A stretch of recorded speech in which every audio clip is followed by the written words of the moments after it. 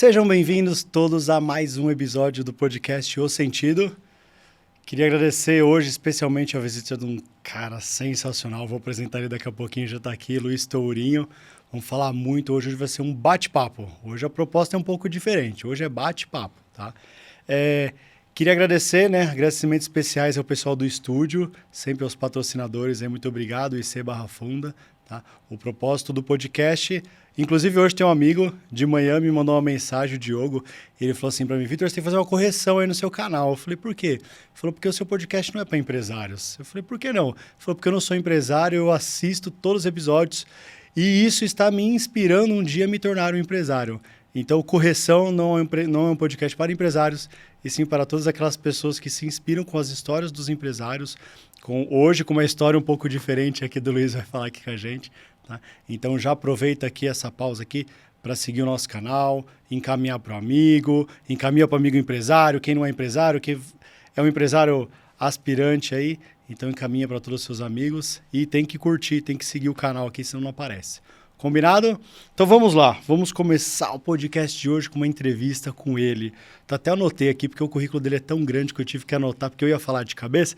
Eu falei, não, fala aí, deixa eu anotar aqui. Luiz Tourinho, ele é da Bahia, vocês vão reparar no sotaque do Luiz Tourinho. Ele é escritor, pesquisador, graduado em Economia e Filosofia, doutorando em Educação, Arte e História da Cultura. Nossa, vou ter que falar o que é isso. Atualmente trabalha na Secretaria das Relações Institucionais na Prefeitura de São Paulo. E o que aconteceu? Conheci o Luiz Tourinho numa palestra, ele deu uma palestra, na verdade já conhecia, já há algum tempo, mas eu fui convidado por ele para participar de uma palestra dele com o Gabriel Kanner, e a proposta da palestra, eles estão fazendo um projeto de retomada católica, eu quero que você fale um pouco mais sobre isso, tá?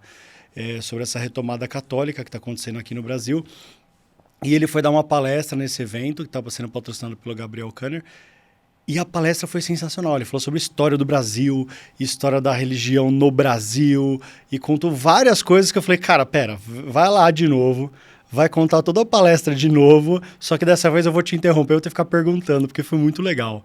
Então, seja bem-vindo oficialmente. Obrigado, Vitor, pelo convite, obrigado pelo estúdio. Fiquei impressionado com a qualidade técnica daqui, das pessoas também. Não deixa a desejar para nenhuma estúdio profissional. Então, parabéns, Vitor, pela iniciativa. E, de fato, está havendo que essa retomada católica, que o Gabriel Kanner, junto com outros, principalmente com o Guilherme Freire, estão fazendo uma série de palestras, iniciativas aqui no Brasil. Porque qual a grande premissa que nós temos? Que nos últimos 10 anos, principalmente, está havendo um processo de recatolização, ou pelo menos pessoas voltando para a igreja ou se convertendo pela primeira vez ao catolicismo, na contramão do que está acontecendo nos outros países do Ocidente. Então, esse fenômeno não é algo aleatório, é algo que, de fato, vem além da providência divina por meio do trabalho de pessoas concretas. Eu acho que um nome que todos nós conhecemos, eu uso isso como critério se a pessoa já é um pouco desperta já ou ainda totalmente alienada. Você conhece o Padre Paulo Ricardo? Se a pessoa disser sim, eu Frei Gilson, então essa pessoa, alguma coisa já avançou. Então, está sim tendo esse processo. Ainda tem alguns questionamentos se é uma bolha ainda ou não. Tá? Eu acredito que seja, mas a bolha crescente, mas que já está estourando no sentido de expandir para pessoas totalmente diferentes, inclusive para empresários. Eu acho que a iniciativa do Guilherme Freire, do Gabriel Kanner e do Rick Breda, do Em Busca da Verdade, é muito dessa questão dos líderes, dos empresários, para que possam conciliar a questão da vocação profissional e a fé católica, a formação filosófica, assim por diante. Para não ficar no achismo, você estava comentando que eu acho que está crescendo o número de católicos, eu lembro que você falou até das missas, que já tem 8 missas. Sim, Nossa do Brasil, um dos motivos de ter vindo para cá, depois a gente pode abordar isso. Eu frequento o grupo de jovens da própria Nossa do Brasil. Muitas dessas pessoas recém-convertidas que estão mais em destaque na mídia, assim por diante, frequentam lá. E lá já tem, no domingo, 7, 8 missas. E parece que ainda vão querer, precisam aumentar os horários de missa. Então, a cada hora tem uma missa praticamente. E são lotadas. Então, o que eu falo, assim, meu irmão está passando aqui essa semana, eu falo, você tem que chegar 10 minutos antes. Atrasou um minuto, já não vai ficar em pé. Então, isso é algo bom. Né? Claro que tem outras realidades, mas isso não existia, né, 5, 10 anos atrás. Para a gente poder começar, a gente vai falar um pouco sobre a história do Brasil, né? Entrar religião, tudo, vamos perguntando. Mas a pergunta que eu tenho assim para começar é: eu vejo muitas pessoas falando da história do Brasil, né? E uma vez a gente estava na palestra, até lá no Libicon, e teve uma pessoa que falou assim: nossa, o que o cara tá falando aqui tá totalmente errado. Eu falei: cara, mas história não tem certo ou errado, história é história são fatos. Se aquilo aconteceu, aconteceu. Ou seja, as pessoas estão buscando fontes diferentes. Por que tem essa divergência entre a história do Brasil? O que está acontecendo? Que de fato, a realidade é a partir de fatos. Né? Só que história não é apenas descrição de fatos, que é chamada história factual, mas também é hermenêutica, isto é, interpretação. Então, às vezes, para o mesmo fenômeno, você pode enxergá-lo de formas diferentes, de enfoques diferentes, interpretações diferentes. Um exemplo concreto é a vinda dos espanhóis, dos portugueses para as Américas. Uns falam que foi genocídio cultural, foi horrível, matou um monte de gente, ou matou uma cultura que era idílica, boazinha, e os europeus eram malvados. Só que tem outros que essa visão que eu compartilho E o filme Apocalipto, do Mel Gibson, que fez mais ou menos 20 anos atrás, que mostra a questão da civilização dos astecas, era uma civilização de sacrifícios humanos, canibalismo, nomadismo. Por exemplo, uma coisa que não falam, e isso é algo assim que nunca ocultaram, mas ninguém nunca divergiu. A questão das queimadas, como uma forma de você utilizar para a agricultura depois, os índios ensinaram os portugueses. Na Europa não praticava isso. Foram os indígenas que ensinaram esse método predatório de destruição de mato que queimava e acabava extrapolando o limite. Mas ninguém conta isso, porque querem passar aquela visão do bom selvagem, que aí entra com essa filosofia, alguns filósofos, Rousseau, assim por diante. Então, para o mesmo fato histórico, você, a partir dos seus valores, do seu enfoque, você pode dar uma interpretação. Por isso a história tem que estar interligada com filosofia, isto é, sua visão de mundo tem que estar interligada com outras áreas, por isso a questão interdisciplinar. Por isso estou fazendo também o doutorado, área interdisciplinar, que é de educação, arte e história da cultura, focado principalmente de história. Tem aquela história que fala que os índios, eles eram todos nômades, né, quando entraram no Brasil. Eles não sabiam dominar, nem a agricultura eles dominavam. Né? Tem aquelas etapas, né, que falam assim, da pedra lascada, pedra polida. Porque vieram, de fato, os índios pelo Estreito de Bering, né, vieram da Ásia, por isso essa semelhança física entre asiáticos e indígenas não é à toa. E aí vieram da América do Norte, desceram, e o Brasil foi a última região do mundo, podemos dizer, que foi habitada. Então, por isso certo atraso também, nesse sentido das técnicas. Então, por exemplo... Peraí, só para entender. Então, na história, os índios... O Brasil tecnicamente, o Brasil foi descoberto antes de 1500, então. Não é isso. Os indígenas chegaram antes, que é a questão das migrações. Então, o ser humano, pelo menos nas teorias, surge na África, depois vai lá para o Oriente Médio, para a Europa, vai povoando o mundo. E acaba que a América é o continente a ser povoado, e é do norte para o sul. Então, o Brasil os índios brasileiros em relação aos índios do Peru, que são dos Incas, do México, que seriam os astecas, assim por diante, eles têm um certo atraso tecnológico. Só que até isso, o pessoal hoje em dia de história relativista quer falar, não existe avançado ou não. Eles não sabiam ler e escrever.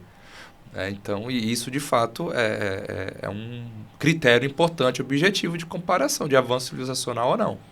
É por isso que falam, vão defender a cultura do índio, mas os caras não sabiam ler e escrever, eram nômades. Inclusive foram os indígenas, os jesuítas, que anotaram, fizeram um dicionário, a gramática tupi-guarani. Então a gente só sabe dessas línguas, pelo menos de forma sistematizada, e de outras que acabaram desaparecendo, graças à atuação de religiosos e de outras pessoas que eram católicas. Quem que são os jesuítas? Você falou, o que é isso?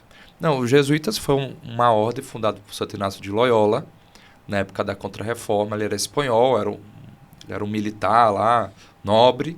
Ele acaba se ferindo, mais ou menos lá no século XVI, 1500 e pouco. E ele, nesse processo de cura, ele estava com a perna enfaixada, acaba se convertendo, lê a vida dos santos, e acaba, eu quero ser o cavaleiro de Deus.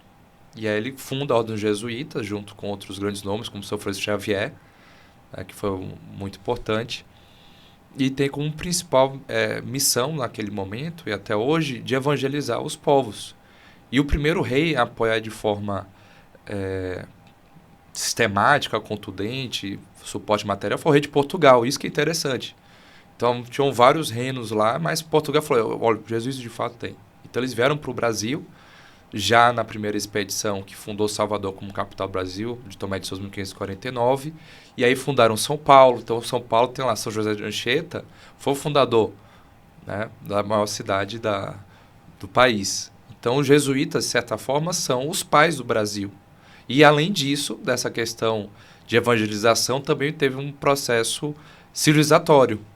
Então, como eu disse para vocês, de não apenas evangelizar os índios, mas dentro da cultura deles. Então, eles respeitavam a questão da língua, de alguns hábitos, assim por diante, de integrar. Então, até aquele filme A Missão, que tem o Robert De Niro, é um filme maravilhoso para quem quer entender um pouco essa dinâmica, que não é um processo de extermínio cultural, e sim de integração, de assimilação. Por que se perdeu? Por que na teoria, na prática, sei lá, era uma história tão bonita, né, de se trazer para cá a história, cultura, religião, e hoje virou história como o brasileiro, os portugueses massacraram os índios? Não, tudo tem um problema da viés ideológico, como eu te disse. Então, a partir de como você enxerga o mundo, seus valores e até mesmo interesses políticos, econômicos, enfim, você acaba dando interpretações para os fatos. Então, infelizmente, no Brasil, principalmente no século XX, houve influência de correntes historiográficas, filosóficas, marxistas ou pós-estruturalistas, relativistas e por diante, coisas que não gostavam da fé católica, não gostavam da formação do Brasil, outras coisas mais, e se buscou depreciar, porque a história é como se fosse a identidade coletiva. Então, a nossa memória, né, da nossa vida é a nossa formadora da identidade da nossa vida. Então, a gente sabe que a gente passou na infância, na adolescência e tal, e isso forma a nossa personalidade. A história é a memória coletiva, a identidade coletiva de um povo. Então, para se implantar um projeto político, econômico, ideológico, qualquer coisa do tipo, uma das primeiras atitudes que tem que fazer, e isso que aconteceu no Brasil nas últimas décadas, você precisa mexer na história, como o povo se enxerga a si próprio. E se a gente se enxerga de uma maneira negativa, então aquele discurso que eu via na escola, depois de descobrir quem foi um francês lá, panfletário, que inventou coisa, que o Brasil é atrasado porque é católico, se fosse colonizado pela Inglaterra ou Holanda seria muito melhor. Isso é totalmente mito, né? E infelizmente foi editado 100 anos atrás e até hoje a gente acaba caindo nesse tipo de ideia, de falácia. Então, todo grupo ideológico, no caso essa visão negativa que nós temos seria o dos ligados mais à esquerda, podemos dizer, para poder enfraquecer e ceder, né, a visão deles. Então, é algo proposital mesmo. Você fala, o brasileiro não tem jeito, o brasileiro é o cara do jeitinho brasileiro. Que o jeitinho brasileiro, isso eu acho que é interessante explicar. No fundo, quem primeiro quis fazer mais difundido, né, a ideia de criticar o jeitinho brasileiro foi o Sérgio Buarque de Holanda. Por quê? Porque o Sérgio Buarque de Holanda ele tinha uma influência weberiana, daquele sociólogo Max Weber, que ele enxergava aquela corrente lá de pensamento sociológico, que o Estado moderno ele seria o ápice, né, assim, da civilização, do ideal, e que o cidadão deveria apenas ficar obedecendo o que o Estado manda. Porque a partir disso, não é a sociedade que influencia o Estado, o governo. É o governo e o Estado que molda a sociedade, inverte a situação. Algo meio ditatorial. Só que o brasileiro, como ele tem aquelas raízes ibéricas, Portugal, Espanha, isso vem também da fé católica, é uma relação pessoal. Eu tenho uma fidelidade com o pai de família, o chefe de família, o chefe do local, e não ao Estado. Então, para se implantar essa ditadura, essa visão tecnocrática ou até mesmo engenharia social, o brasileiro não cola, porque a fidelidade dele com os parentes, com os amigos, com a fé católica ou qualquer coisa que seja, está acima da mera legalidade. Então, algo que deu muito certo na Alemanha, certo entre aspas, seja, é a lei, obedeça, que aí surgiu o nazismo. Na Itália surgiu o fascismo e outras ditaduras, né? Na Ásia também, a China até hoje infelizmente tem esse problema. No Brasil não colou. Então o jeitinho brasileiro, no fundo, é o quê? É uma forma também de revolta do brasileiro contra esse tipo de cerceamento, de engenharia social por parte do Estado. Então é uma forma de sobrevivência. Porque a lei e moral são coisas diferentes. Nem tudo que é moral é legal. Nem tudo que é imoral é ilegal. São diferentes. São Tomás de Aquino já dizia isso. Então o brasileiro nunca vai querer numa ditadura. O Brasil pode ser um caos. Mas para quem é numa ditadura é um pouco difícil por conta dessa mentalidade que, infelizmente, esse pessoal mais à esquerda fica frustrado. Que queria que a gente obedecesse o governo às cegas. A gente não vai fazer isso. Não é da nossa cultura. E, de certa forma, é algo bom. Tem os efeitos negativos que a gente já conhece, mas eu quis falar os positivos. Ou seja, o Brasil não vai querer uma ditadura. Difícil. Mesmo que a gente está passando hoje aqui, ainda não vai virar. Não. Se fosse um país com uma cultura mais germânica, podemos dizer, a gente já teria decaído numa ditadura facilmente. Essa revolta, essa questão da busca da liberdade, etc. e tal, que permite que até hoje, mesmo a gente não vendo no curto prazo uma saída, a gente não desiste. Você vê, estava lá no 7 de setembro, eu participei e estava bastante gente ainda. E a gente está num momento difícil. Então, essa questão do brasileiro não desistir, né, e não ceder às ditaduras, até Vargas, que foi o maior ditador aqui do Brasil, podemos dizer, de tempo, ele teve que ficar barganhando, negociando, porque a nossa cultura não gosta disso. Bastante gente já falou, você estava falando sobre Getúlio Vargas, e eu ouço muito falar na escola, eu lembro que eu aprendi na escola, sei lá se eu prestei atenção na aula, sou ruim de história, mas, cara, falavam... Era bem, tem nome de ruas dele. É bom ou não é? Ele é ditador ou não é? Não, o Vargas é um horror. Eu acho que tem 3 pessoas, estava até pensando antes lá em casa, tem 3 pessoas ou períodos da nossa história que, de fato, se não acontecesse ou fosse diferente, o Brasil estaria muito melhor. O primeiro foi a dupla do mal, que era Deodoro da Fonseca e Floriano Peixoto, 2 militares, que deram um golpe militar. A República Brasileira não foi o que o povo quis. Até os historiadores, até mesmo de esquerda, admitem que, de fato, foi uma guarnição militar do Rio de Janeiro que decidiu tudo. E aí plotou uma ditadura terrível. E aí começou essa questão de ruptura institucional, poder do executivo acima do resto, etc. e tal. Que ano foi isso? Isso foi no finalzinho do século XIX, 1889, que tem um golpe republicano. E aí tem a chamada República da Espada. Então muita gente morreu, muito massacre. Então o Brasil teve o risco de virar, como chama, a República das Bananas. A gente se rebaixou durante um tempo, que deu calote internacional. Foi um caos. Como os países da América Espanhola.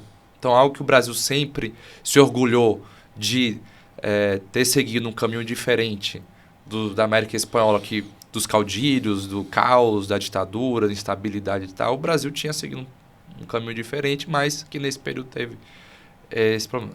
Teve Vargas, 1930 a 45, depois virou presidente e tal, que muitos dos nossos problemas do Brasil como estatista, ou seja, vai de essa visão do Estado empreendedor, campeões nacionais, empresas monopolísticas, esses absurdos que a gente vê do Estado querer mandar em tudo, veio de Vargas. O Brasil não tinha essa tradição.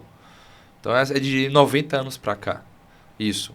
Então o Brasil não era estatista, o Brasil tinha outros problemas, mas essa coisa de estatal disso, estatal daquilo, ineficiência e tal, isso aí veio de Vargas. Então a gente está vivendo, né, muitos problemas que nós temos hoje por causa de Vargas. E é o meu protótipo do Hélio, né? Então o Hélio seria a terceira pessoa, podemos dizer, que também prejudicou o país. Então são esses 3 choques externos, já de economia a gente usava esse termo, choques externos, que acabam tirando o país de um rumo e jogando para outro. Então foram esses militares. Então ele era de esquerda, mas era militar. Hoje não combina isso. Isso é outra coisa. É um mito de que o Brasil, isso diferentemente de outros países, os militares não seguem o dito conservador, eles não são de direita. Eles podem ser até anticomunistas no sentido de não compartilharem com isso, mas eles não são. O que acontece? No século XIX, ainda no Império, houve uma infiltração ideológica do chamado positivismo. Aí vem a questão da nossa bandeira lá, que daqui a pouco eu vou explicar. E aí do positivismo, que é do Augusto Comte e tal, que fala, olha, Para um país avançar, tem que abandonar essa coisa de filosofia, de religião e tal coisa atrasada, e tem que buscar a questão da ciência, da técnica, e por meio de uma ditadura. Quem que gostou disso? Os engenheiros e os militares. Então, essa visão que nós temos até hoje, esse fetiche, não, eu vou nomear pessoas por critérios técnicos. Tem coisas que não tem como medir por critérios técnicos. Tem outras que sim, nem tudo. Então, esse tecnicismo, que o engenheiro está acima de tudo, etc. e tal, vem daí. E aí acabaram infiltrando essas ideias para formar os militares, os jovens militares do Brasil na época do Império. Vargas foi um deles, o Benjamin Constant, tantos outros. E aí estimularam que os militares fizessem um golpe. E a partir disso, os militares se tornaram um elemento revolucionário e não conservador. Então eles deram um golpe de 1989, depois teve Vargas em 1930, depois outro golpe em 1937, depois 64, e teve outros pequenos golpes e problemas que foram derrotados ou geraram muita dor de cabeça. Aqui em São Paulo, por exemplo, São Paulo foi bombardeada, acho que em 1924 também, porque a guarnição militar se levantou contra o presidente e falou, vamos fazer uma revolução aqui. Aí foi forçado o presidente Arthur Bernardes, que era até conservador, tem gente que criticar ele, eu simpatizo que para problemas grandes tem que ter soluções também enérgicas.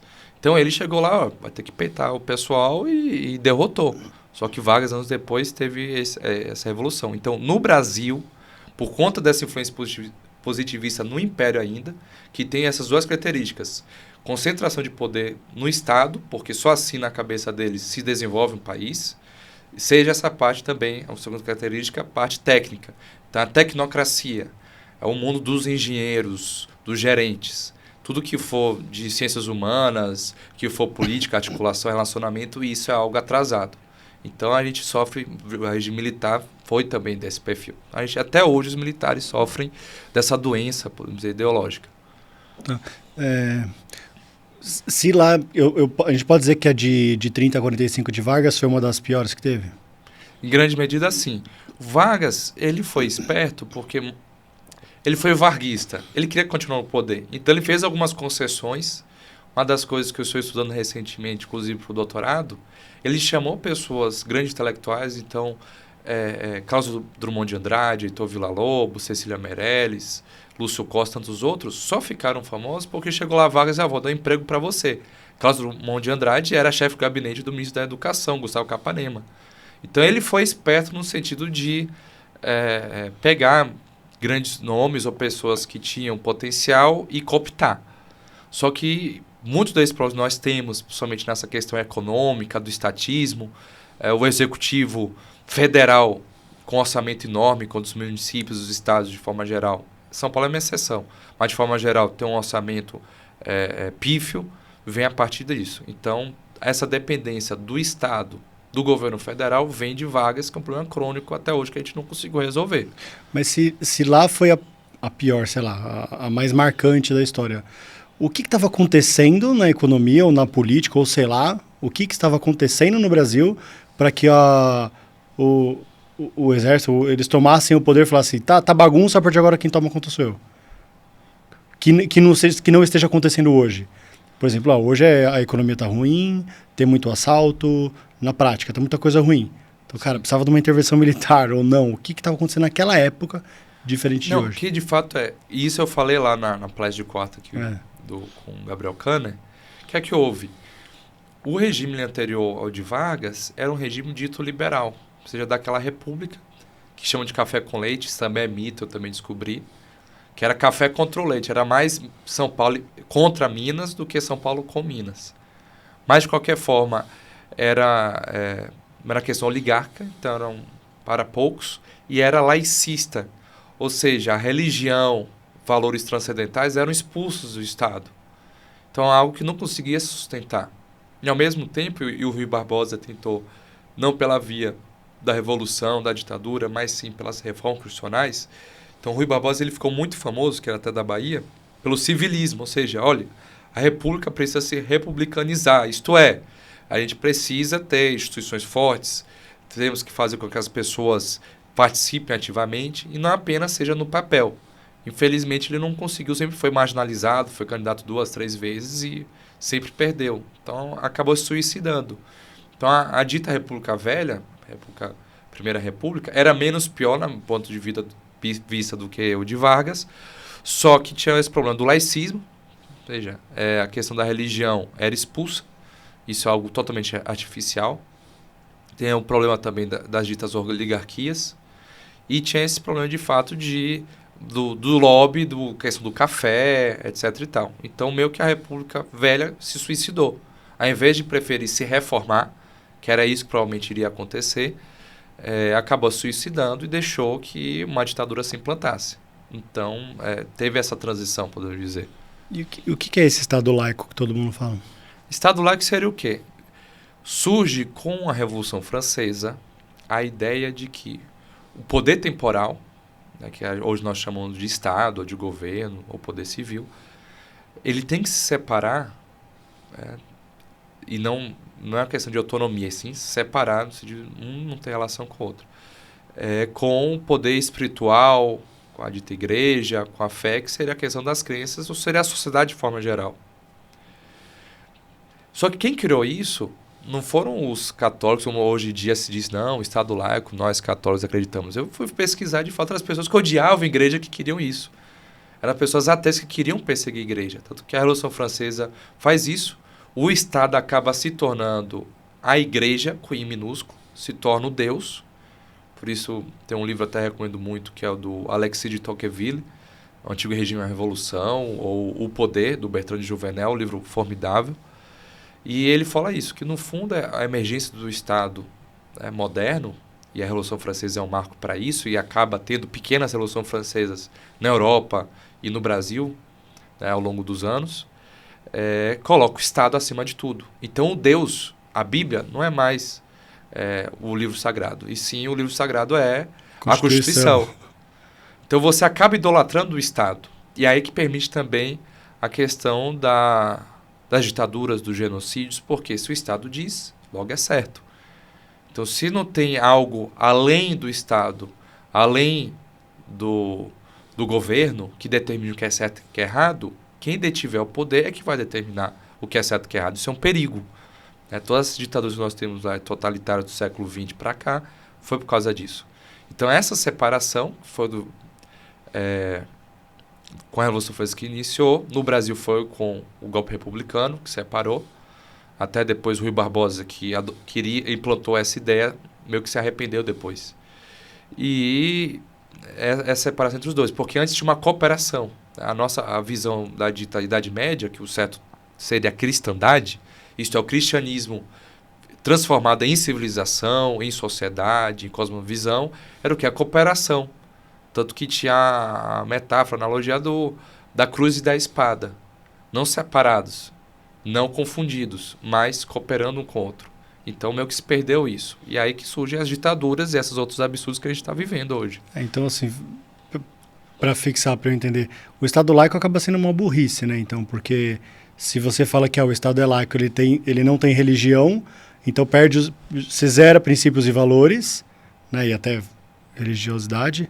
E aí você coloca o poder com base no Estado, aí você cata um ditador e fala assim, matar é bom se o cara for ruim, aí ele dita a regra. Porque o Estado há uma neutralidade. A própria neutralidade é uma visão ideológica. Não existe neutralidade. Não existe o nada. Ou você é isso ou é aquilo. Tá? O Spinoza, aquele filósofo do século XVII, se não me engano, ele falava, olha, se você afirma que tal objeto é de cor vermelha, automaticamente você diz que ele não é de todas as outras cores. Então, afirmar quer dizer que nega outro. Então, não tem como ser neutro. Sempre tem que ter um ponto de base, de princípios, de fundamentos. Porque se não tem uma base, uma fundamentação sólida, vai ser o poder, vai ser a arbitrariedade. Por isso que no Brasil a gente sempre tem esse desespero, nas eleições presidenciais principalmente. Se eleger fulano vai acabar tudo. Aí o outro, se eleger cicrano, cara. Então sempre fica esse desespero, por quê? Porque quem foi eleito vai ter um poder enorme para determinar o que é certo e o que é errado. Sendo que o ideal seria o quê? O presidente, as autoridades, o governo, resolver os problemas que nós, na nossa vida, na nossa sociedade, a gente não consegue de forma espontânea resolver. Tinha que ser algo complementar, ou como diz a doutrina social da Igreja Católica, subsidiária. Algo que tem que dar um apoio, mas o protagonista é a sociedade, são as famílias, são as pessoas. Aí inverte o jogo. A sociedade que serve o Estado, como se fosse algo meio faraônico. Então o Estado vira Deus. Isso é um problema. Mas se o Estado não fosse laico, ele seria religioso? O oposto... Só que o pessoal acha, e isso inclusive eu estava refletindo, que os bispos do Brasil falam, não, tem que ser laico, porque depois, como aconteceu na época do Império, que foi também na apresentação lá com o Gabriel Kahner, vai aprisionar a igreja. Não. O Estado confessional, como tem, eu disse que a Costa Rica também a Dinamarca também a Inglaterra, e não tem nenhum problema. A questão tem que existir cláusulas pétreas e não pode cair um relativismo. Então, a questão da vida é um direito fundamental. A fé cristã, ela é formadora do nosso país. Então, a gente vai respeitar, tolerar, não todos, obviamente. Uma religião que fala que tem que ficar matando gente a roda, a gente tem que proibir. Não. Mas nós vamos respeitar as religiões, as fés que existem, só que a gente não vai falar que está em pé de igualdade. Porque quando fala que é tudo igual... O Estado laico, qual é, no fundo, a malandragem, podemos dizer? O Estado está acima de tudo. Isso aí é um problema. Então, o que é que eu penso ser uma alternativa? Como se fosse a questão da cláusula pétrea, e quem tem que agir na política não são os bispos, que a igreja não são só os bispos e padres. É todo cristão batizado. Eu sou a igreja, você é a igreja, nós somos parte do corpo de Cristo. Então, os católicos... vão participar do governo. E é uma forma também de impedir esses absurdos. Então, se tiver com cláusula pétrea essas questões do direito à vida, direito à livre associação, os direitos naturais, como se diz, que depois a gente vai conversar com o nosso amigo Max, sobre isso, que ele sabe melhor, impediria um monte de absurdo que a gente vê, não só no Brasil, mas em outros países. Então, a ideologia de gênero, se tivesse um Estado confessional cristão, não ia ser nem cogitado. Falou, isso aqui tem que mudar de Constituição para você mudar isso aqui. E você falou que o Brasil é um país que era católico, né? Porque veio lá do... E aí, então vamos voltar à história. Lá antes, lá de 1500, ainda antes, quando estávamos em Portugal, surgiu dos templários, né? Que ocuparam parte de Portugal, atravessaram... Conta um pouco dessa parte mesmo de toda essa interessante. Questão. Porque é o seguinte, a gente quando fala das cruzadas, no nosso imaginário está errado, achando que as cruzadas aconteceram apenas na Terra Santa, que era onde Cristo viveu, atual Israel, Palestina e tal. Antes disso, o que é as cruzadas? Todo mundo fala, isso é bom, isso é ruim? A cruzada... A gente fez um artigo, vai publicar no Damas de Ferro, com a minha amiga Ângela Stacioni, que era uma visão assim, um artigozinho rápido, para falar, vamos quebrar aqui esse paradigma errado, que também é outra lavagem cerebral. O que é que houve? Aquela região que seria hoje Israel, Palestina, assim por diante, e afins, era do antigo Império Romano, porque conquistou lá de Cleópatra, do antigo Império de Alexandre o Grande, que desfacelou e tal, e os romanos se aproveitaram dessa fraqueza e conquistaram a religião. E ela já estava cristianizada depois. E aí surge, como se fosse uma heresia, e é outra questão, o islamismo que vem lá da Península Arábica, que era uma região considerada meio que bárbara, não tinha civilização lá. E eles começam, por conta da jihad, que é como se fosse questão de guerra total permanente, se expandir, e foi no momento que o Império Romano do Oriente, que a gente chama hoje de Império Bizantino, estava enfraquecido. E aí acaba conquistando aquela região toda e vai ao longo dos séculos, algo totalmente expansionista, totalitário, não tem fim. Que é esse que é o plano do islamismo, eles não têm fim. Então, você sempre vai ter que ficar em pronta defesa, contra. Porque eles são, de fato, expansionistas de forma permanente. A questão do conceito da jihad implica isso. Então, eles conquistaram, e foi o próprio imperador bizantino que pediu ajuda para o Papa, Urbano II, se não me engano, falou, olha, a gente precisa de ajuda dos reforços de todos nós da cristandade, porque eu sozinho não estou dando conta, porque senão vai destruir o Império Bizantino, como de fato aconteceu 300, 400 anos depois. Então o Papa reúne o concílio, e convoca, né, a questão do Deus vult, Deus o quer. E aí todas as pessoas... E aí tem uma tese ridícula. Foi por motivos econômicos. Um monte de gente vendeu todos os seus bens. Até um dos reis da Inglaterra, não sei se foi o Ricardo Coração de Leão, ele vendeu, que ele era rei da Escócia também, ele libertou a Escócia por um preço para poder financiar a ida. Então foi algo idealista mesmo. Principalmente a primeira cruzada. E aí conseguiram reconquistar e libertar os cristãos, como diz, aquela região era cristã, não era islâmica, se tornou de forma forçada. Tanto que até hoje nós temos na Síria, no Egito, no Iraque, em Israel e tal, cristãos daquela época de ritos diferentes. Tanto que tem alguns descendentes dessas pessoas que vieram para cá morar, os imigrantes libaneses, de sírios. Tem a Nossa Senhora do Paraíso, que é a igreja melquita, lá da Síria, que é algo antigo. Porque são os cristãos que estavam sob julgo e opressão islâmica. Então foi uma forma de libertação. Infelizmente não durou para sempre, só que de qualquer modo impediu que os islâmicos, que eles tentaram invadir a Península Itálica, que eles tentaram invadir Roma, por meio do Império Otomano. Mas, voltando aqui para não ficar muito disperso, então, além dessas cruzadas clássicas, podemos dizer que nós conhecemos mais, que é uma forma de defesa, de legítima defesa dos cristãos que estavam sendo atacados. Então, na verdade, uma cruzada era só uma defesa. Eles querem inverter. Do nada, os caras estavam enchendo a casa sem fazer o que quiser. Vamos invadir a Terra Santa, que era Islã. Não, era cristão lá. Eles que estavam atacando. E essas lutas entre islâmicos e cristãos só acabaram no século XVIII e XIX, porque a tecnologia europeia, cristã, ultrapassou, o Império Otomano ficou fraco e pararam teve o colonialismo que deu uma trégua. E ao mesmo tempo, o islamismo se expandiu para o norte da África e foi até a França, foi para a Península Ibérica, conquistou quase tudo, menos as Astúrias, que é o norte da Espanha, que eu fui lá tem 2 anos, e lá é uma região montanhosa. Você percebe por que não conseguiram conquistar, tanto que eles falam, Astúrias nunca conquistadas. Então, toda a Península Ibérica, a atual Portugal, se você olhar o mapa, ficou tudo islâmica. Tanto que várias cidades chegaram até lá. Foram até lá e chegaram aí à França. Foi Carlos Martel, se não me engano, acho que pai ou avô de Carlos Magno, que numa batalha derrotou os islâmicos. Os caras queriam conquistar até a França. Então, era algo de fato expansionista, como se fosse algo problemático. E aí surgiu na Península Ibérica chamada Reconquista. Então não era uma conquista arbitrária, e se retomar o que era deles antes. Então houve o processo de reconquista que forjou o espírito, a mentalidade, daí, de certa forma, o nosso espírito empreendedor, acredito que seja a partir disso, de aventura, assim por diante.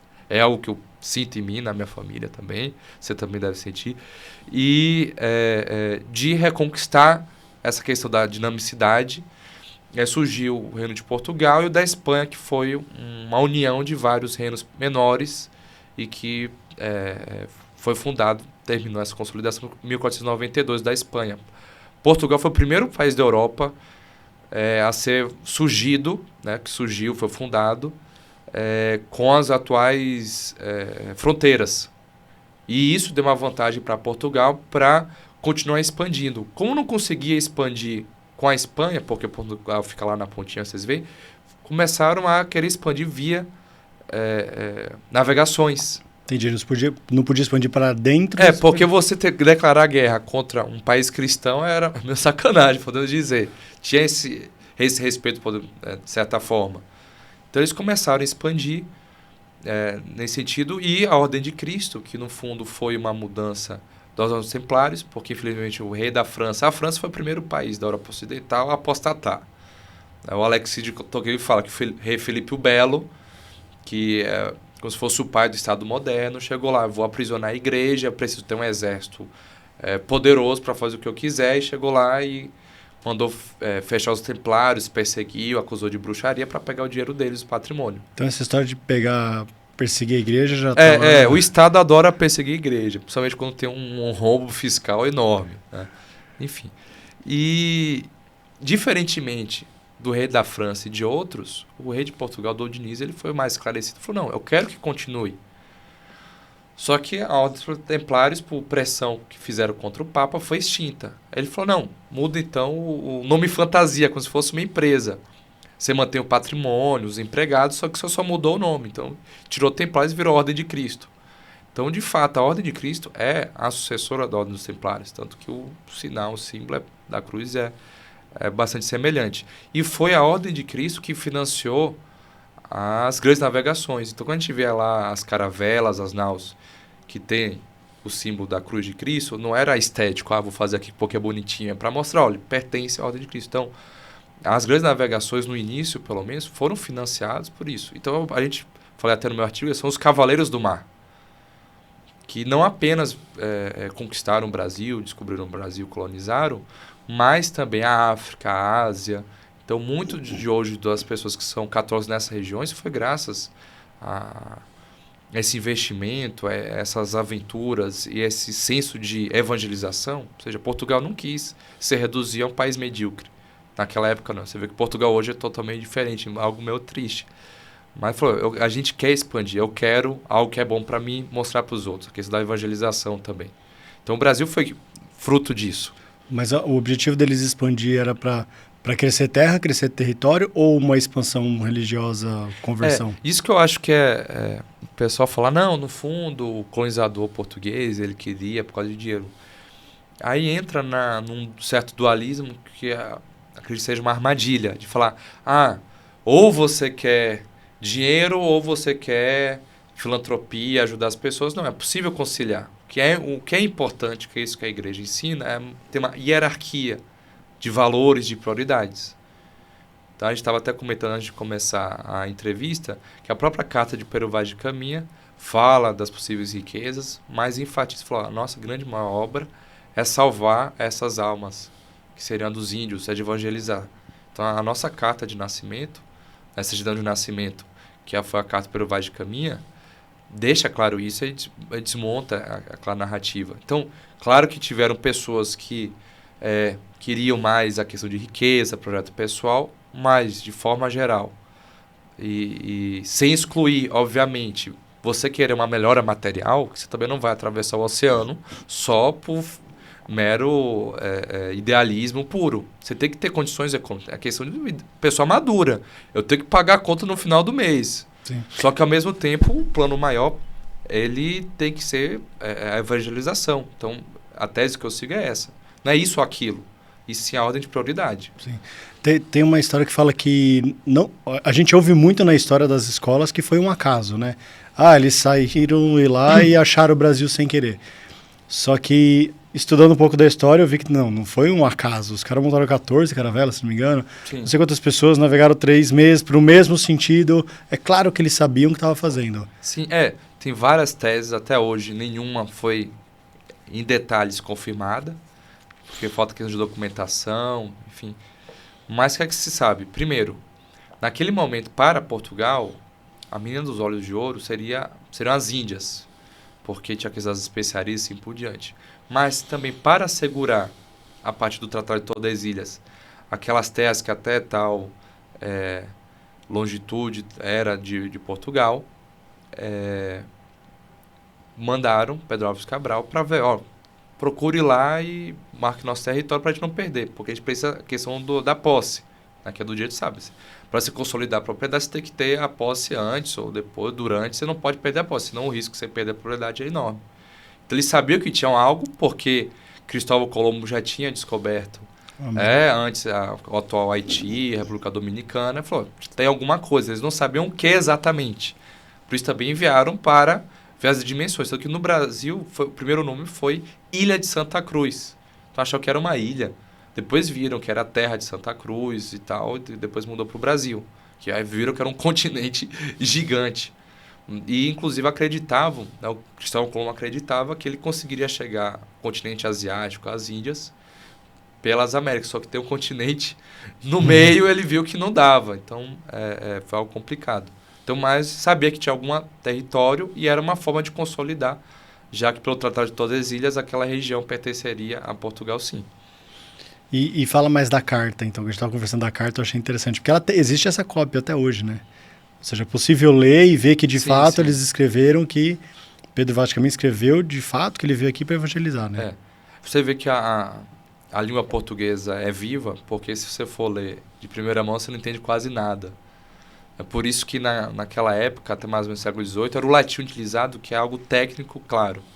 Mas, de forma geral, o que é que tem? Enxerga os índios, e isso foi diferente da colonização anglo-saxã, né, ou seja, dos ingleses, quando encontraram os índios na América do Norte, ou os holandeses, que viam, às vezes, os indígenas como os predestinados a serem amaldiçoados, a serem perseguidos, assim por diante.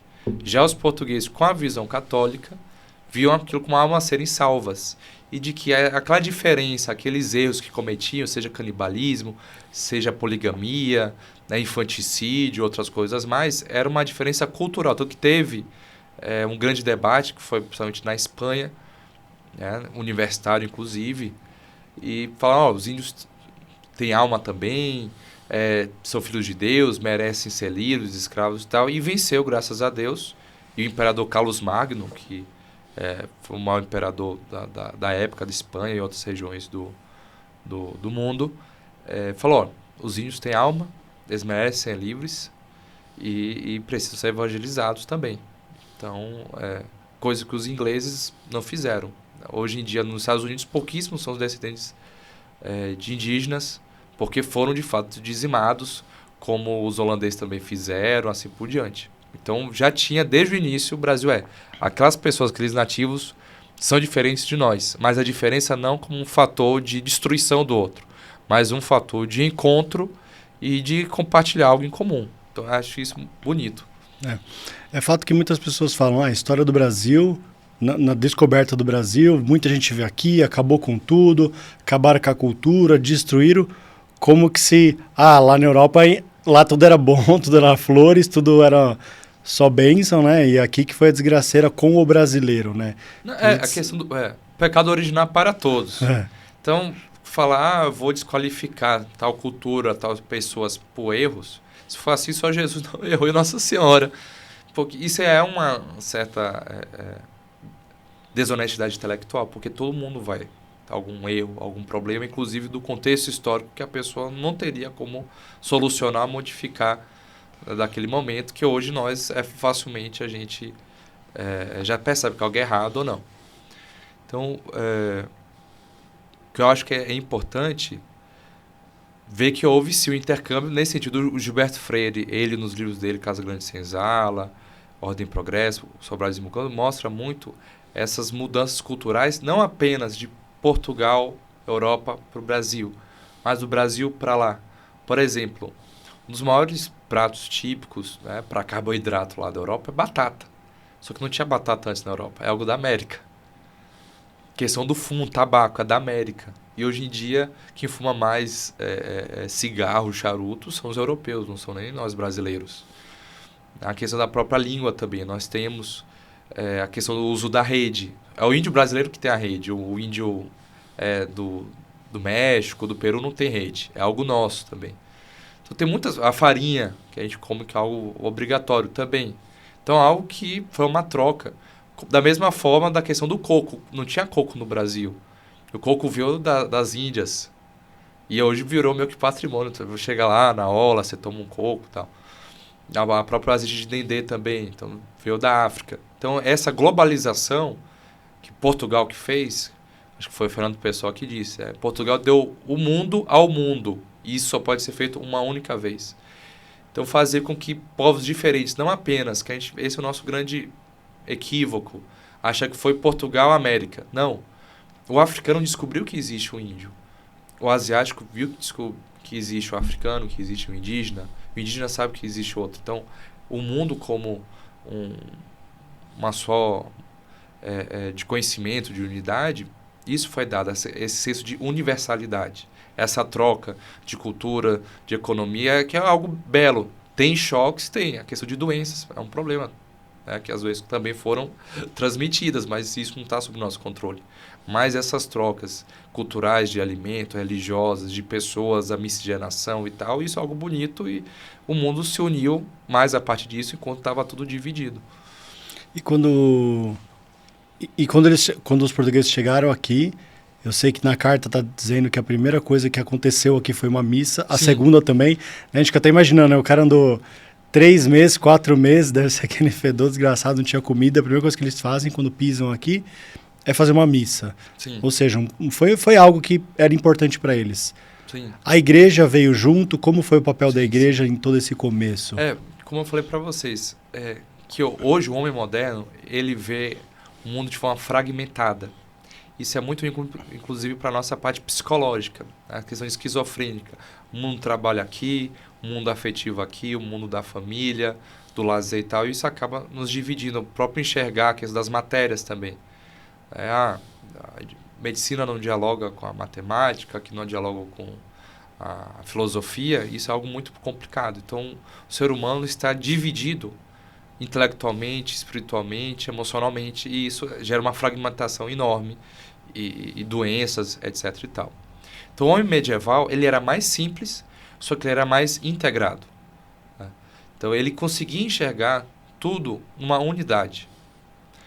Então, a questão da igreja, para ele, fazia parte de tudo da vida dele. Então, seja no trabalho, seja na questão militar, seja na família, seja na própria prática cultural também, e, por consequência, também nas expansões, nas colonizações, porque eles sabiam que mais importante, como eu falei, dos cruzados do mar, né, os cavaleiros do mar, mais importante do que a questão do dinheiro, que eles sabiam que iriam morrer. O homem moderno, acho que só a partir da pandemia o pessoal se lembrou que a morte existe e pode ser a qualquer momento.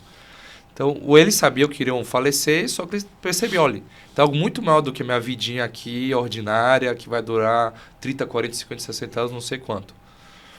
Então, a questão da religião, de fato, era o que dava sentido, unidade para a vida deles em todos os aspectos.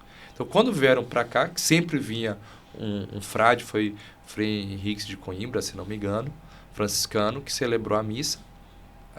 Foi lá em Santa Cruz de Cabral, atual município, que antes era a capitania de Porto Seguro, etc. e tal. E celebrou. Então, o Brasil começou com uma missa. E o interessante é que cada país tem um mito fundador. Geralmente é uma batalha, é um casamento de um rei com uma rainha, assim por diante. No Brasil, começou já católico. Então, isso é algo muito simbólico. Nos Estados Unidos chegou lá o Thanksgiving, né? Foi uma refeição legal, com índios e outros, mas o nosso foi uma missa, desde o início de forma consciente, não foi algo arbitrário. Assim como a abolição da escravatura também, por Princesa Isabel, foi uma missa também, né, campal? É isso, tudo que se fazia de importante, como eu disse, os antigos, eles tinham uma vida mais simples, não por culpa deles. Porque tecnologia, quem está no período mais recente, tem uma vantagem, que é algo que é acumulado, etc. e tal. Mas em termos de integração da vida como algo unificado, eles tinham essa vantagem. Então, tudo que fazia, meu livro que eu publiquei recentemente, que é Velhos Baianos, Mãos e Mães que Moldaram o Brasil, ou seja, a história do Brasil na perspectiva dos nomes da Bahia, estava vendo a dependência no Brasil e outros momentos, sempre tinha uma missa antes ou depois. E se cantava, se rezava o chamado Te Deum, que é como se fosse Deus seja louvado, etc. e tal, Astício. Então, tudo que se fazia importante, dava a Deus, reconhecia o favor de Deus para aquilo, era uma graça grande. E não como se fosse um capricho meu, precisa saber de falar, eu que libertei os escravos, olha que eu como sou boazuda, como se faz hoje. Porque acaba idolatrando pessoas. Não, tudo que nós fazemos, e o homem antigo tinha essa noção, tudo é para Deus, né? Deus age por meio de mim. Então, o homem moderno, ele acaba perdendo isso e vem essa questão do narcisismo, da idolatria, tantas coisas mais. Então, a Princesa Isabel teve a missa, como teve na independência, e tiveram em outros momentos importantes da nossa história.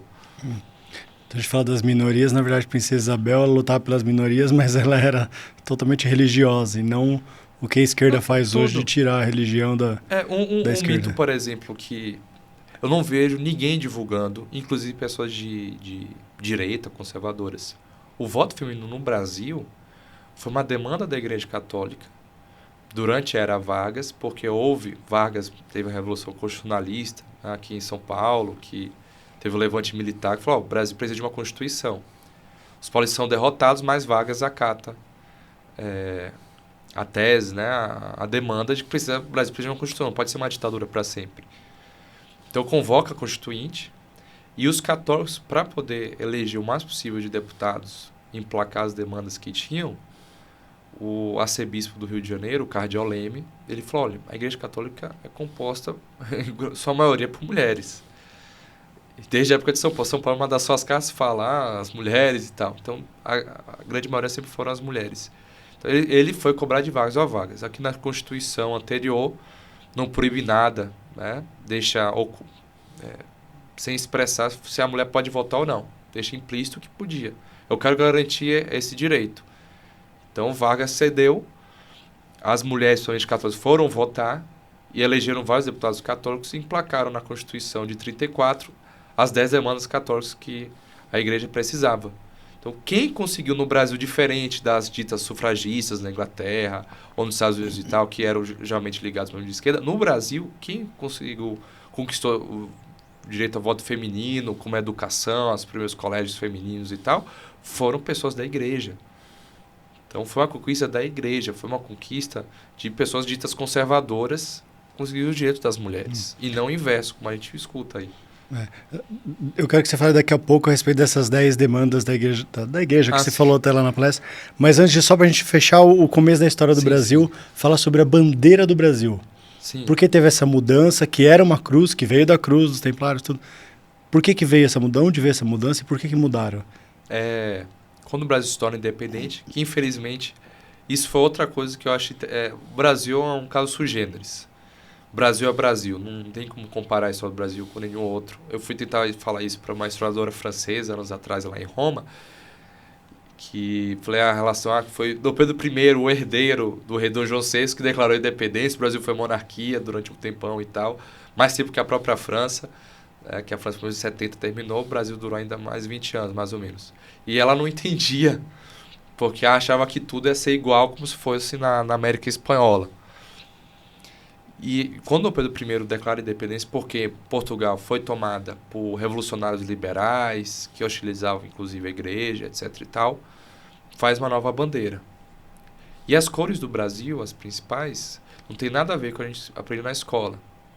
Porque Dom Pedro I era da Casa de Bragança, né, da dinastia de Bragança que reinava Portugal, que é a cor verde, que tem até a serpe, como se fosse um dragãozinho, que é representado por eles, e era casado com Dona Leopoldina, que era herdeira, né, filha do imperador da Áustria, da dinastia Habsburgo, que era uma cor dourada, amarela.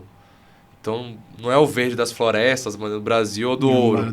E se da união das duas dinastias, porque a Dona Leopoldina também ajudou muito na nossa independência. Mesmo sendo estrangeira, ela trouxe pesquisadores para descobrir a nossa vegetação, defendeu que o Brasil se tornasse independente. Foi uma mulher muito proativa, muito inteligente. Então ele fez isso e colocou no meio, né, a cruz da Ordem de Cristo, porque reconhecia que a fundação do Brasil e que existe a questão da Ordem de Cristo, que é ligado à dinastia de Orleans e Bragança atualmente. Então fazia parte das duas dinastias na bandeira e a fé católica por meio da Ordem de Cristo. Com a República, com o golpe republicano... A Ordem de Cristo daquela da história mesmo. Porque o grão-mestre, como se fosse o superior geral, em certo momento deixou de ser um cavaleiro religioso, celibatário, tal, como se fosse um frade. E se tornou o próprio chefe da casa. Então ele se tornou o próprio membro da família real, família imperial. Então a própria família imperial, a própria família real, se tornou protetora da ordem. Então meio que fundiu nesse sentido. Então são as ditas ordens dinásticas religiosas, mas aí é outro tema. Com o golpe republicano, com a influência positivista, militarista e tal, tiraram o brasão no centro e colocaram uma bolota azul horrível e escrito Ordem e Progresso, que é o lema dos positivistas. Bem progressista. Então, o Brasil até hoje, ou seja, o mesmo positivismo ter saído de moda na própria França, que é onde surgiu, ainda existe no Brasil, na bandeira lá, com a frase do slogan lá dos positivistas, do Augusto Conte, que é Ordem e Progresso. Quando foi isso? Que ano? 1889. Até que não foi... Considerando a história, foi meio recente. É 130 isso. Então, o Brasil originalmente ou seja, foi a coroa. Então, o Brasil tinha essas duas características. O próprio Gilberto Freire ele fala, olha, o Brasil, a unidade não é étnica, porque são várias etnias, Não é uma questão geográfica, que o Brasil é um continente, nem alimentar e tal. Eram duas coisas que uniam, e era o conceito de império que os espanhóis e portugueses pegaram do Império Romano. Era ser fiel ao rei, ao imperador, né? Ou seja, a questão da coroa, e ser da mesma fé que a fé católica. Você tendo essas duas coisas, meu filho, você já era aceito, não tem problema. Porque tinha outros lá, você tem que ser da língua X, você tem que ser da etnia tal. O Brasil nunca teve disso. É o nosso conceito de império, Brasil. Por isso, Império do Brasil.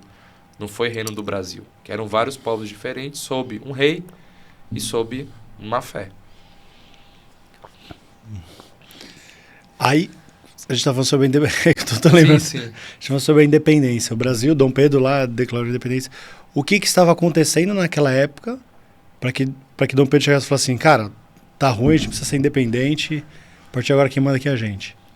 Tudo vem fruto, começa lá com a Revolução Francesa. Qual é a Revolução Francesa? Que ano é isso? Foi em 1789. Botando uns 30 anos antes, mais ou menos. Só para fazer uma pergunta, que a gente vai entrar nesse tema daqui a pouco. Foi na Revolução Francesa que saiu o conceito de direita e de esquerda? Isso. Tá, então a gente entra nisso. Infelizmente, o mundo que nós vivemos é muito fruto da dita Revolução Francesa. Que é quando O que foi essa bendita revolução? Né? São três revoluções que determinam o mundo moderno. A primeira, a Revolução Protestante, chama de Reforma Protestante, quando se nega... Essa tese é meio que clássica, podemos dizer. Quando se nega a igreja. Que ano isso? 1517. Protestante também foi em... Protestante, a protestante 1517. Mas foi na França, não? Não, foi a Alemanha. Não. Quando tem algum problema no mundo, geralmente é na Alemanha ou na França. Mas, olha, na Alemanha tem Lutero, temos Marx, Hegel, Nietzsche, Hitler. Só tem escola de Frankfurt, só tem caras legais, para não falar outra coisa. Mas voltando. Então, primeiro, tinha um mundo, ou seja, da cristandade, ou seja, uma civilização criada de forma espontânea, ou seja, de forma natural, por meio da fé cristã, que se chamou de cristandade e se chama de forma pejorativa de Idade Média, e ela foi sendo quebrada aos poucos. Primeiro com a Reforma Protestante, a Revolução Protestante, que falou não à igreja, depois com a Revolução Francesa. Liderado por Lutero? Lutero, principalmente, mas depois outros. Depois a Revolução Francesa, em 1789, na França, que foi a ideologia liberal, que disse não a Cristo. E, por fim, a Revolução Russa, em 1917, com o comunismo, assim por diante, que se disse não a Deus. Então, essa grande disputa, a visão católica mais ou menos essa. Existe um choque, né, desde o finalzinho da Idade Média, e até hoje tem esse conflito entre a Igreja e o Estado. Tem um autor francês, Louis Villot, que ele fala isso, entre a revelação e a revolução. É como se tivesse um combate espiritual, podemos dizer, entre Deus e o demônio. E o Estado seria meio que representante do demônio e a Igreja de Deus. Mas, assim, não é nem questão de superstição, você percebe que existe esse embate. Tanto que eu estava refletindo antes de vir para cá. Muitas das instituições que a Igreja criou, o Estado foi tomando por meio violento ou por meio de coercitivo, de outra maneira.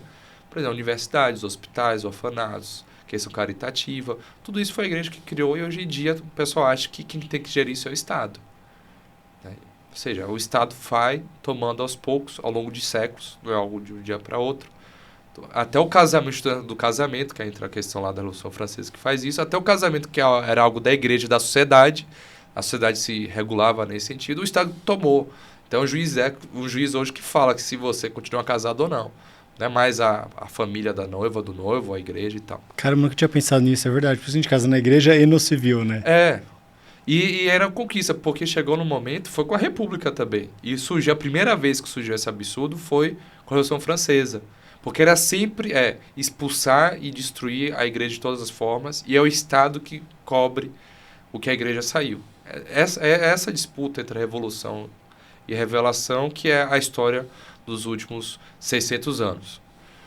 Mas voltando, então a Revolução Francesa é o quê? É essa etapa dessa mentalidade de emancipação, no fundo é revolução, dessa vez não só com a igreja, mas com o próprio cristianismo.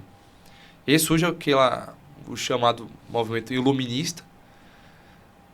E eles que se declaravam iluministas, não, Idade das Luzes. Os caras eram meio narcisistas, Voltaire, Rousseau e outros mais. E para substituir a Bíblia, eles criaram a enciclopédia, uma pretensão ridícula de falar que todo o conhecimento do mundo vai estar na coleçãozinha lá de livros. Então a enciclopédia surge daí. E acabou tomando como consequência a Revolução Francesa, que não apenas foi ruim para a França, mas com o caos que criou, veio Napoleão. Aí tem outra lei da história, podemos dizer, que depois de todo o período anárquico, de caos, surge a ditadura. Né? Nunca fica na terra de ninguém. Acaba sempre algum cara tomando o poder. Isso é muito perigoso.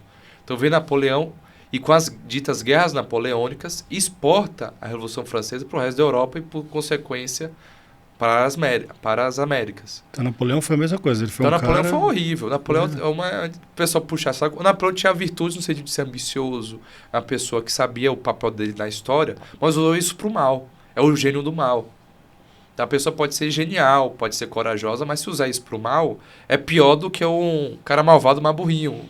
Vai dar menos prejuízo. Então Napoleão foi o cara que expandiu a Revolução Francesa para o mundo.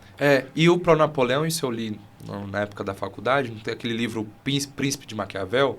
Aí tem uma edição interessante, se vocês comprarem, compra essa edição, com as notas de rodapé de Napoleão. Que Napoleão lia o livro e anotava embaixo os comentários dele. E aí eu fiquei chocado, eu tinha 17, 18 anos, que o Maquiavel falava, não, que o príncipe tem que ser desse jeito, aquilo, papapá. Aí Napoleão escreveu assim, na rodapé, eu sou esse príncipe. Então o cara era ultra narcisista. Então ele tinha noção e ele falou, eu vou expandir isso aqui pro meu militar. Então as guerras napoleônicas acabaram. O túmulo dele na França é a coisa mais linda. Sim, a pessoa é coisa da idolatria, como eu te disse. É a coisa mais linda. É a questão da idolatria. Quando deixa de ser religião, você começa a idolatrar homens, ideias e outras coisas mais. Então, termina as guerras napoleônicas, porque a Revolução tem um autor, José Demetrio, quero até fazer uma palestra em novembro sobre esses autores ditos tradicionalistas. Ele criticando a Revolução Francesa e fala, a Revolução se utiliza de pessoas, geralmente até medíocres, e depois que a missão é finalizada, ela é descartada. Então, muitos dos revolucionários franceses, eles mesmos próprios foram guilhotinados pela própria Revolução depois, foram tragados. É como se fosse assim, o cara é malvado durante a vida, aí quando for pro inferno vai ser punido. Então é uma dinâmica, mas assim, o mal não compensa nunca. Né? No final das contas, você vai pagar. Robespierre é o grande exemplo disso, que era o revolucionário lá mais famoso da Revolução Francesa, um deles. E aí ele próprio depois foi guilhotinado. Quanto tempo durou a Revolução Francesa? A Revolução Francesa durou mais ou menos Tipo, até hoje, né? Porque tudo que você está falando acontece isso hoje. No que é o interessante é o seguinte, história política, os limites são bem definidos, mas a história das mentalidades, a história cultural, uma ideia que politicamente pode ter sido perdida, derrotada, a ideia pode continuar de outras formas ao longo de séculos. Porque tudo que você está falando é o que está acontecendo hoje. Então, né? e o que acontece é mais ou menos isso. O Napoleão foi derrotado, morreu no exílio, só que as ideias que ele difundiu, que eram da Revolução Francesa originalmente, continuaram existindo. E, infelizmente, os governantes da Europa não perceberam esse problema, achou que simplesmente mudar politicamente, restaurar tudo com o chamado Congresso de Viena, etc. e tal, as coisas iriam voltar como era, mas a mentalidade, a semente revolucionária, como eu digo, estava plantada. Então, para germinar de novo, foi só questão de tempo. Então, surgiram revoluções diferentes, não só na França de novo, como na Espanha, na Itália, na Alemanha, etc. e tal, e em Portugal também. E aí, quando teve em Portugal, forçaram Dom João VI a votar, que isso que era interessante. Dom João VI, quando terminou as guerras napoleônicas, ele falou assim, olha, eu vou elevar o Brasil a Reino Unido. Então, o que a gente fala hoje, que a Inglaterra é maravilhosa, quando o Commonwealth, que é a Inglaterra junto com a Austrália, Canadá, Nova Zelândia e tal, que é uma rainha, né, o atual rei Charles no caso, e só que são países independentes. Então, o Brasil estava nesse nível já. Dom João VI já tinha pensado nisso 200 anos antes. Olha, o Brasil não pode ser mais colônia. Temos que elevar, e a capital do Império de Portugal, Brasil, Algarve, não seria Lisboa, seria o Rio de Janeiro. Então, se continuasse... esse projeto até hoje, nós teríamos um país só, com suas autonomias, obviamente, que seria Portugal, Angola, Moçambique, toda essa comunidade lusófona seria um país só, com a capital no Rio de Janeiro. Só que, infelizmente, quem é que deu o cano não foi o Brasil. Foram esses revolucionários liberais que gostavam, né, da Revolução Francesa, lá de Portugal, e que queriam não apenas que o Brasil votasse a condição de colonização, mas forçaram o Dom João VI a retornar, meio que aprisionaram ele, o rei fantoche. Só que o Dom João VI teve uma sacada genial: vou deixar meu herdeiro, no caso Dom Pedro I, aqui. Porque ele sabia que nos países vizinhos da América Espanhola estavam tendo aquelas guerras civis e aquele caos todo, porque não tinha um herdeiro. A Argentina quis ser monarquia depois que foi independente, só que não tinha rei, príncipe para eles. Eles até pediram. Aí o rei da Espanha: não vou dar meu filho meu para vocês, não. No Brasil foi diferente. Então o Brasil continuou a ser unido e impedir certo avanço dessa mentalidade da Revolução Francesa. Tiveram efeitos, sim, mas foi minorada por causa dessas atitudes dessas pessoas concretas. Então foram nossos heróis. Tanto que no século XIX, o Brasil foi muito mais estável do que Portugal. Depois da independência, se for a história de Portugal, é caos, cheio de golpe e tal. O Brasil ficou basicamente 60 anos relativamente estável. Portugal ficou um caos por causa disso. E nessa época de Revolução Francesa foi quando eles decidiram revolucionar, foi lá que foi criado o que a gente diz hoje de esquerda. Sim. E se mantém o conservador como direita? Isso. Então, o que é interessante, a palavra revolução sempre existia, mas era em outro sentido. No sentido, às vezes, questão de astronomia, quando o planeta dá em volta do outro, etc. e tal, mas no conceito político surgiu na Revolução Francesa esse termo. Tá? Tem um filósofo da ciência, historiador da ciência, o Thomas Kuhn, que eu estou lendo um livro dele para o doutorado, que ele difundiu o termo paradigma, que a gente fala, mudança de paradigma. Ele que criou esse termo. Paradigma era sinônimo de exemplo. Ele que deu esse significado. Então, o significado de revolução como uma mudança total política foi com a Revolução Francesa. E com a Revolução Francesa houve, que nós temos até hoje, os ditos partidos. Porque antes, o que é que havia? Tinham os representantes, mas primeiro, as leis eram mais por costume ou pelo direito natural, direito romano, como se fosse o Código Civil lá que existia há séculos, desde a época lá dos romanos, que tinham certas atualizações. Sei lá, com as ordenações, quem é do direito sabe mais, ordenações manuelinas, filipinas, por causa dos reis que atualizavam a legislação. Então, se tinha que mudar alguma lei ou algo do tipo para todo o reino, chamavam a ditas cortes, como se fosse a Assembleia Constituinte, para modificar, mas era muito raro isso. E quem geria a rotina, o cotidiano de hoje em dia era a Câmara Municipal, era o dito municipalismo, que é algo da Idade Média.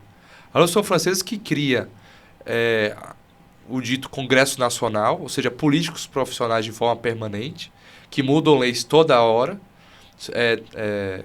e isso dá um estímulo para que o Estado cresça, sendo que mudar uma lei tinha que ser uma exceção e não uma regra. Isso no Brasil, que quando alguém pergunta, você tem que criar mais leis. Não, a gente tem que revogar leis. É o inverso. Então, a Revolução Francesa que criou essa figura do político profissional e a questão dos partidos também. Que antes, cada um votava de formas diferentes de acordo com a pauta. Então, não necessariamente eu vou andar com fulano nas mesmas pautas. Essa questão de mudar de forma definitiva o surgimento dos partidos, e se é obrigatório ser filiado num partido para exercer o poder político, que no Brasil é obrigatório, é com a Revolução Francesa. E aí tem aquela definição clássica, né? De esquerda e direita, porque quando fizeram a Assembleia Constituinte, após a Revolução Francesa, que era mais radical, ficava à esquerda, que era mais conservador, podemos dizer, mais à direita. Então, até hoje, nós não saímos desse paradigma viciante, limitante da Revolução Francesa. Então, por isso que é tão contraditório quando alguém se diz religioso de esquerda, porque não faz sentido, porque se a igreja era que tomava conta... Sim. Aí o cara vai falar assim, não, vamos revolucionar, ou seja, ele é de esquerda. Ele está tirando a igreja. Você está tirando a igreja, ele não é religioso. Sim, porque originalmente, naquele momento, os apoiadores da igreja eram o de centro de direita. Infelizmente, e isso sempre acontece, esse que é a confusão, sempre tinha um padre lá, e até hoje tem, que quer acabar com a própria igreja. Sempre tem um doido desse. Por isso que a Igreja Católica é diferenciada em relação às igrejas protestantes porque existe uma hierarquia. Então tem uma última voz, que é no caso do Papa, dos concílios, etc. e tal, porque se cada um faz o que quiser, acontece que nem a Revolução Francesa. Padres querendo, defendendo a perseguição da igreja, como a gente viu no Brasil ao longo da história, e até hoje a gente tem esses problemas. Mas a fé católica, ela transcende as questões políticas, que é outro problema da Revolução Francesa. Até o professor Olavo de Carvalho, num artigo dele, jornal famoso, ele fala, olha, foi a partir da Revolução Francesa que a gente começou a colocar questões existenciais, ou como se fosse o ápice da nossa vida, a política.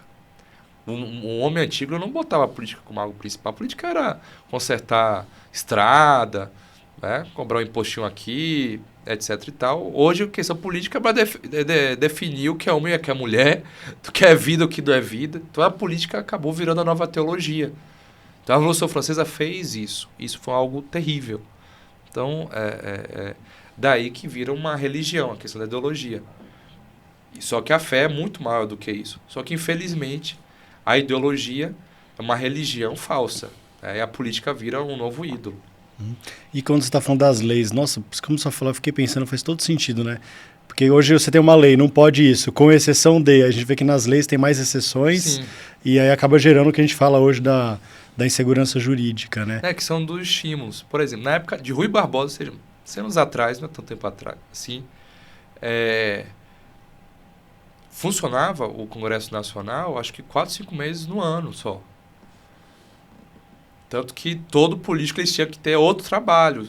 O Rui Barbosa era advogado, outro lá tinha fazenda, porque a política é uma exceção. É para funcionar, na época do Império, se não me engano, era de abril, maio até setembro.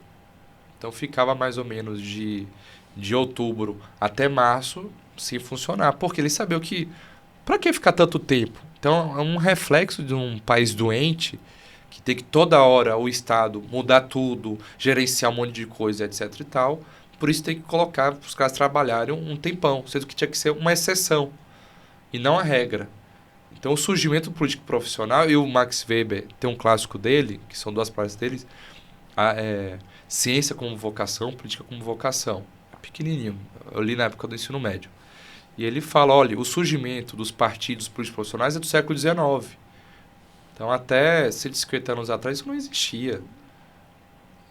Por quê? Porque o Estado foi aumentando, o poder também, e, por consequência, está exigindo mais políticos, mais burocratas, portanto, menos liberdade, menos estabilidade, menos segurança jurídica, aí é um problema. Inflando a máquina.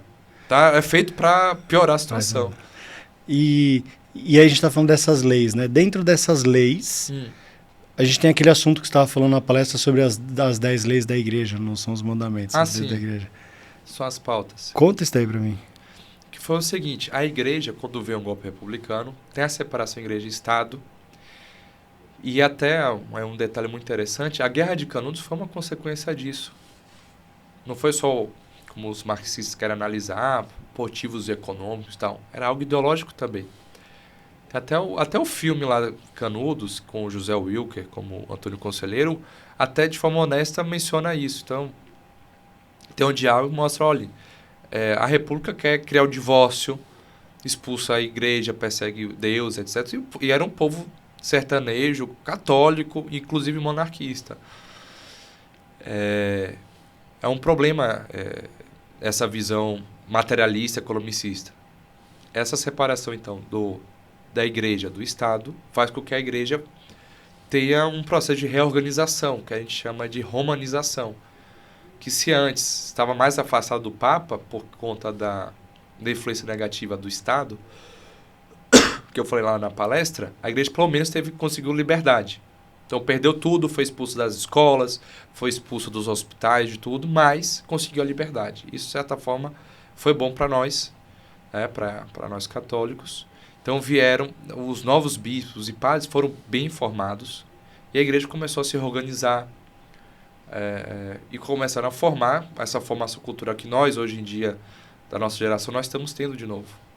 Então o católico está melhor formado do que 10 anos atrás. Então naquela época estava a mesma coisa, tinha um monte de católico que não sabia de nada, por uma formação. Então, os leigos começaram a ser bem formados, começaram a surgir escolas católicas. Então, muitas dessas escolas que nós temos hoje, sacramentinas, jesuítas, salesianos e tal, são de missionários que vieram para cá, porque a igreja sabia que a educação é um fator primordial para a evangelização. Infelizmente, abriu muito mão disso. E a igreja foi se organizando ao longo de décadas. Foram mais ou menos aí uns 40 anos. Quando finalmente surgiu a oportunidade, com a Revolução de Vargas e Vargas chamando uma nova constituinte para fazer uma nova constituição, os caras falaram, olha, nós já estamos com força aqui, já fizemos o dever de casa. Vamos voltar com tudo agora para a vida pública, né, no caso político. E aí colocaram 10 pautas, não criaram um partido político católico. Essa foi uma questão que até hoje algumas pessoas me questionam, muitas pessoas pensam, a igreja usou esse argumento, olha, se a gente cria um partido explicitamente católico, a gente transforma os outros automaticamente não católicos. Então, ao invés de ganhar força, a gente vai perder força. Então, criaram a Liga Eleitoral Católica, que era qualquer candidato que se comprometesse a defender essas pautas que a igreja fez, ele seria indicado numa lista. Então, eram pessoas de diversos partidos, obviamente nenhum era comunista, assim por diante. E essas pautas, que eu não vejo hoje, infelizmente, dos ditos políticos católicos, assim por diante, que eu acho essencial. Não apenas colocaram a famosa promulgação da Constituição em nome de Deus, que é algo mais simbólico, mas também a questão da liberdade educacional, fortalecimento das famílias e deixar de forma explícita famílias numerosas. Isso eu achei super legal, assim, total atual. Liberdade de sindicatos, no sentido de, olha, a gente pode criar sindicatos católicos de qualquer área.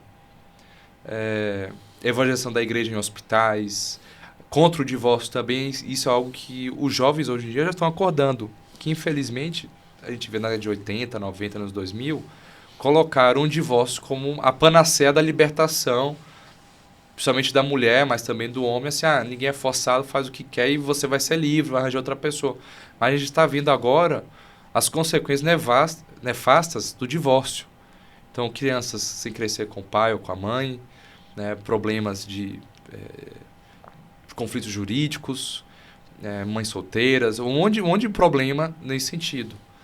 E muitos jovens eles estão voltando para a igreja por causa disso, que eles estão vendo a família estruturada, um contra-exemplo, e percebe, poxa, eu quero algo diferente. Aí vê que a igreja defende algo diferente, ou seja, um casamento para o resto da vida.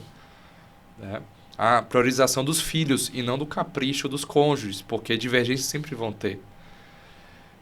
E a igreja sabia que o divórcio ia ser um problema e sempre foi contra. A igreja nunca reconheceu o divórcio. Então, a lei pode mudar 1000 vezes. A igreja nunca vai reconhecer isso. A igreja não é politicamente correta, graças a Deus.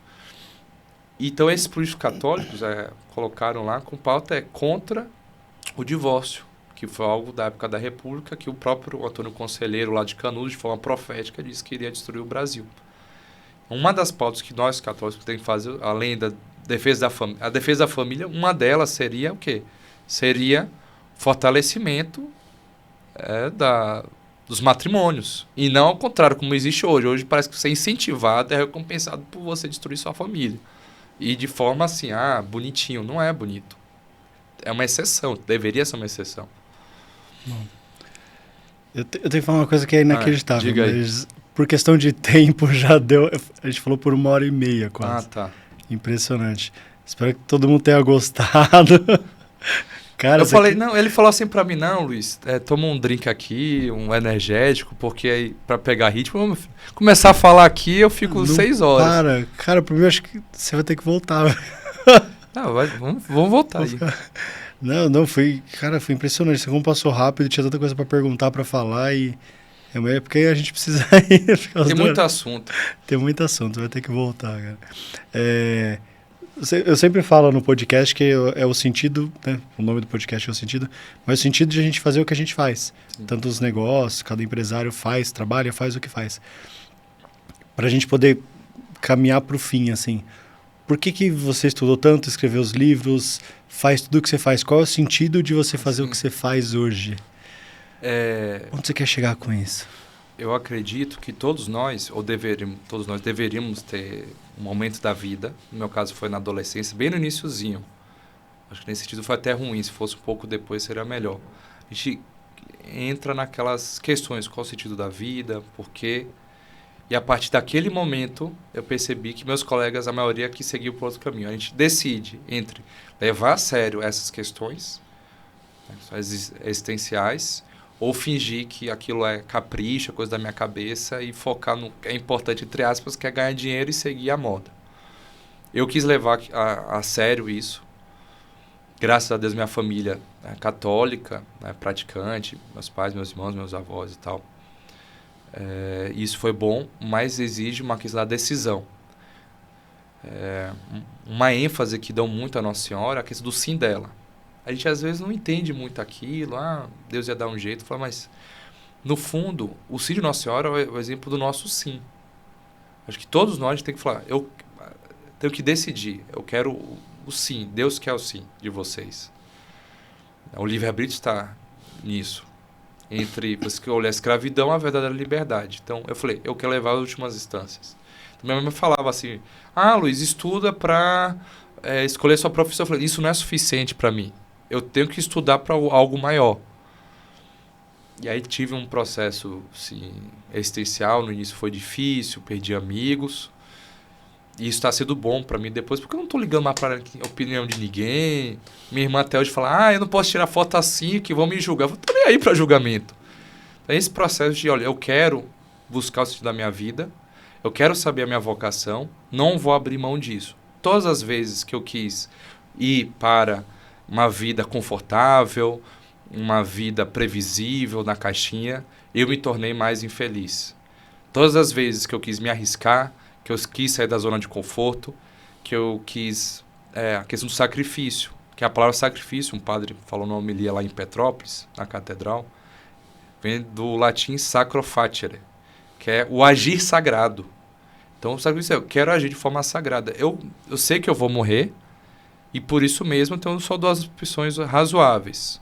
Ou eu fico niilista, fico curtindo a vida de forma doidada, até o filme com esse nome, ou eu vou levar a sério e ter um mistério caminho maiúsculo, que no caso é Deus, que é o que vai me redimir. Então eu decidi para minha vida, eu não quero jogar minha vida fora.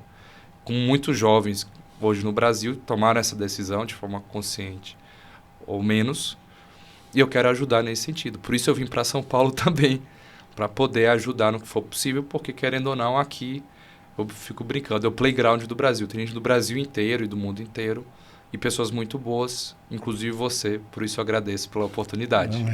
Com base, só para o recado final para encerrar, dessa do sentido da vida, do fazer o que fazer, que recado você daria hoje para os empresários ou não empresários que seguem assim, para eles terem um sentido no negócio deles, dar aquela mensagem para eles? Sim. Que é muito importante, como eu falei para vocês anteriormente. É uma armadilha falar, ou você vai procurar o sucesso financeiro ou a questão filantrópica, a questão transcendental, e aí a armadilha da colonização. Você só pode isso aqui. Não, dá para conciliar.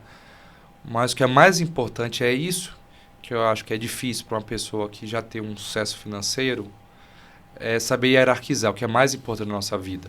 Então, o dinheiro é um meio ou fim em si mesmo? O sucesso é um meio ou fim em si mesmo? Então, o grande erro, a grande armadilha que nós temos é colocar como fim em si mesmo, mesmo a gente não percebendo. Mas tem que ser um meio. Então, o ideal de vocês, e isso exige sacrifício, riscos, assim por diante, tem que ser algo muito maior. E aí não tem jeito, é a religião. E eu falo, é a fé católica. Então, tem que colaborar e tem projetos bons, culturais, educacionais, que não dão lucro. Então, precisa da ajuda de vocês também. Então, é uma forma dos recursos de vocês excedentes, do lucro, assim por diante, poderem contribuir. Então, um grande exemplo que eu cito é do próprio Francisco Matarazzo, Conde Matarazzo, grande empresário. Ele era super católico. Muitas das obras sociais secretárias de São Paulo foi ele ou parentes dele que fizeram. Inclusive, as duas primeiras universidades católicas do Brasil, todo o dinheiro arrecadado, que é no caso atual PUC Rio e PUC São Paulo, que na origem eram bem católicas, todo o dinheiro arrecadado, metade foi ele que doou. Então, não ser medíocre e não ser muito apegado ao dinheiro, que quando você usa o dinheiro como meio, você acaba ganhando mais ainda. A questão da graça, do dom que multiplica a questão. Então, não sejam medíocres, só isso. Essa semana eu fiz um post falando isso, não seja medíocre, não trabalhe na média, né? Não vai. E o dinheiro, não seja dominar o dinheiro, domine o dinheiro. Não seja viciado, sei lá, em academia, ou em estética, ou em fama. Você tem que dominar isso. Você não pode ser escravo disso. E para você não ser escravo disso, você tem que ter alguém maior para tomar como referência, que é nosso Senhor Jesus Cristo, por meio da igreja, não algo da nossa cabeça. Então, o que eu recomendo é isso. Muito bom, muito obrigado. Obrigado, viu? Obrigado pela presença, pela visita. Foi sensacional descobrir que eu não sabia nada de história. Vai aprender daí, como eu aprendi há alguns anos já. Muito obrigado, viu? Tchau, tchau, viu? Então, eu queria agradecer a todo mundo que ficou aqui até o fim. Já encaminha para o amigo empresário, aquele que vai virar empresário, né, Diogo? Vai encaminhar para o que vai virar empresário. Agradecer a todo mundo que ajudou aqui na produção. Produção, cadê o tchauzinho de sempre? Cadê o tchauzinho da produção de sempre?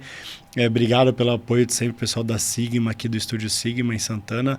Pessoal do Instituto da Construção Barra Funda também, o Anderson Apri, sempre vou agradecer eles pela oportunidade, o apoio, o patrocínio. E obrigado a todos. Já curta essa parte, tem que curtir, senão não vai o negócio. Tem que curtir, se inscrever no canal, encaminhar pro amigo. E um beijo a todos e até semana que vem. Até mais. Tchau. Deu! Pronto. Boa! Bom.